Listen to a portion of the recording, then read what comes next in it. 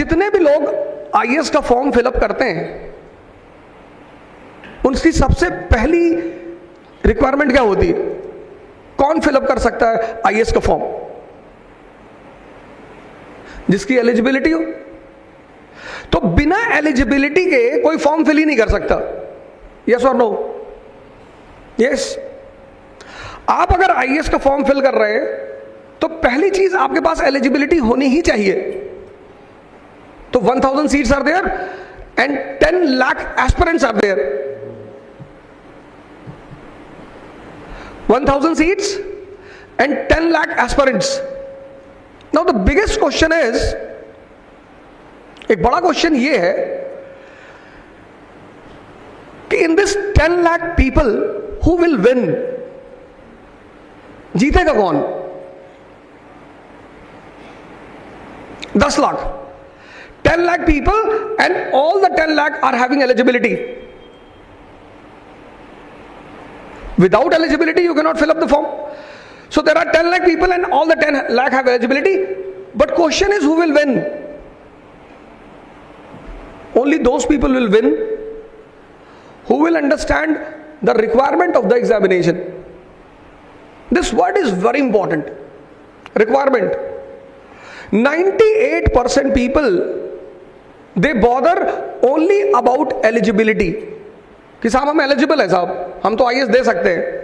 बिल्कुल आप दे सकते हैं, बट रिक्वायरमेंट,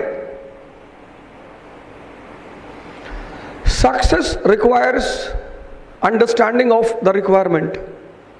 अब ये रिक्वायरमेंट क्या है? पहली requirement, first requirement, education is a eligibility. You are a graduate, you are eligible, and all the 10 lakh are educated. You are getting my point? Education is an eligibility and all the 10 lakh aspirants are eligible. Then what is the requirement in that? Requirement is knowledge. These two words are very different. Education and knowledge. Education means information. Knowledge means understanding. Competition को निकालने का जो सबसे प्यारा formula है वो है E and R. E मतलब एलिजिबिलिटी, आर मतलब requirement. What is eligibility for IAS? Graduation. What is requirement for IAS? Knowledge. This first point is clear? Any doubt from the first point? Knowledge आप पढ़ते हो सिर्फ, Newton's first law, body at rest will be at rest, a body in motion will be in motion until and unless external force is applied. बस आपने रट लिया, apply कहां करोगे? बोर्ड के एग्जाम आ रहे हैं, आपका बेटा बेटी पढ़ नहीं रहा है, तो आपने अपने बेटे से कहा कि बाइक खरीद कर देंगे हार्ले डेविडसन, अगर 98% आई तो बॉडी वॉज एट रेस्ट, बैठा हुआ तो चुपचाप कमरे में, and you said Harley Davidson external force, पढ़ रहा 12-12 घंटा Newton's first law. Education is information, knowledge means आप अप्लाई कर सकते हो। Apply anything which you can not apply you don't keep, उसी को तो आप गार्बेज बोलते हो। Education without application is a garbage. Anything which you does not use, जो चीज आपकी डे टू डे लाइफ में यूज नहीं है वो आपके लिए बेकार है। तो अगर एजुकेशन आपकी डे टू डे लाइफ में यूज नहीं है, आपके लिए बेकार है sir. This is what UPSC says. तो you have to convert your education into your knowledge.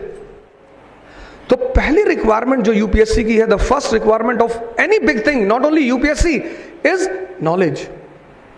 और नॉलेज का मतलब क्या है? Understanding. Education is information, knowledge means understanding. दूसरी रिक्वायरमेंट सक्सेस की, second important requirement, smartness, not labour. Smartness मतलब what to do and how to do, क्या करें और कैसे करें। You got a book. You started reading it, but you are confused कि what to take out from this book. इस किताब से निकालें क्या? A laborer, he will finish the entire book without any gain. मजदूर मतलब क्या? जो मेहनत बहुत करे पर फायदा ना हो. Money is not a फायदा. Your wage is not a फायदा. मेहनत नहीं करना sir. Labor. People come to me and say कि sir, I can study for 24 hours. Why don't you study for 28 hours?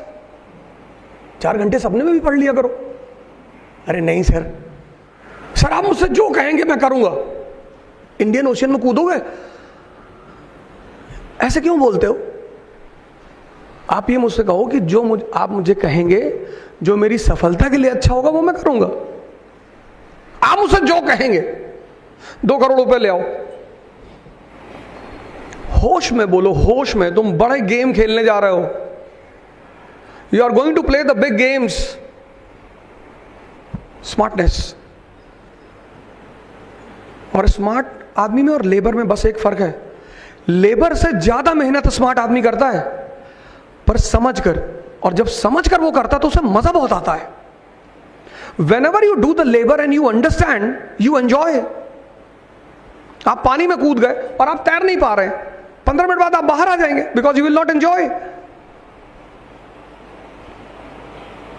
किसी चीज में whenever you want to enter anything, the first thing you have to develop in that thing is enjoyment. और third important thing is talent. हालांकि हर आदमी को लगता है कि मैं बड़ा टैलेंटेड हूं, लेकिन अच्छी बात है, लगना चाहिए, कोई बुरा नहीं है.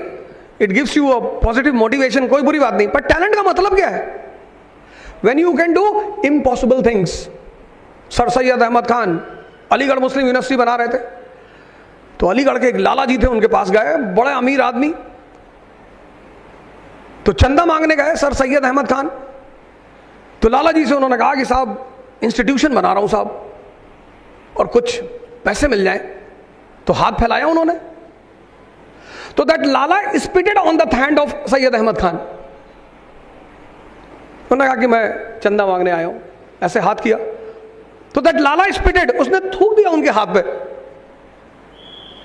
हम और आप तो झगड़ा कर लेते कि मेरे पापा डीएम है, मेरे चाचा मिनिस्टर है, अभी बता रहे. Syed Ahmad Khan started smiling. He took that spit in his hand and kept into his pocket and turned to the Lala and said, "Thank you." तो लाला जी को बड़ा ऑड लगा कि ये क्या हो गया यार. तो लाला जी ने कहा कि सैयद साहब आप बड़े खुश नजर आ रहे हैं, मैंने तो आपके हाथ पे थूका है. अरे बोले नहीं लाला जी, जब आप किसी से मांगते हो कुछ तो उसके पास जो होता है वही तो वो देता है. लाला ने 1874 में 2 लाख रुपया दिया, सिर्फ उस अदा के बल पे. इसको बोलते हैं talent. When you can do impossible, आपको लगता है बिल्कुल करेंगे. Motilal Nehru, there is a policy in England कि when you buy a land you have to buy in area and height. Land scarcity है इंग्लैंड में, तो you have to buy the land in area and height. तो he bought the land in area and 15 feet height. तो once you construct your house you have to sell the roof to the other party. आपको अपनी छत बेचनी है. तो मोतीलाल नेहरू ने कहा कि मैं अपना इंडिपेंडेंट घर चाहता हूं, मैं अपनी छत किसी को बेचूंगा नहीं. तो उनकी वाइफ ने कहा इट्स अ लॉ, आप कुछ कर नहीं पाएंगे. अरे बोले करेंगे. तो 15 feet height, he had bought 15 feet height. He constructed his roof at 13 feet. Height 15 foot खरीदी थी, 13 फीट पे छत बना दी. तो whenever the next buyer came, he said to the next buyer कि leave the 2 feet and then construct. 2 feet छोड़ देना. तो ब्रिटेन को एक नया लॉ पास करना पड़ा कि जितना फिट में खरीदोगे उतना बनाना है. After Birmingham, he is the only person in British history who is having an independent house. यह है टैलेंट.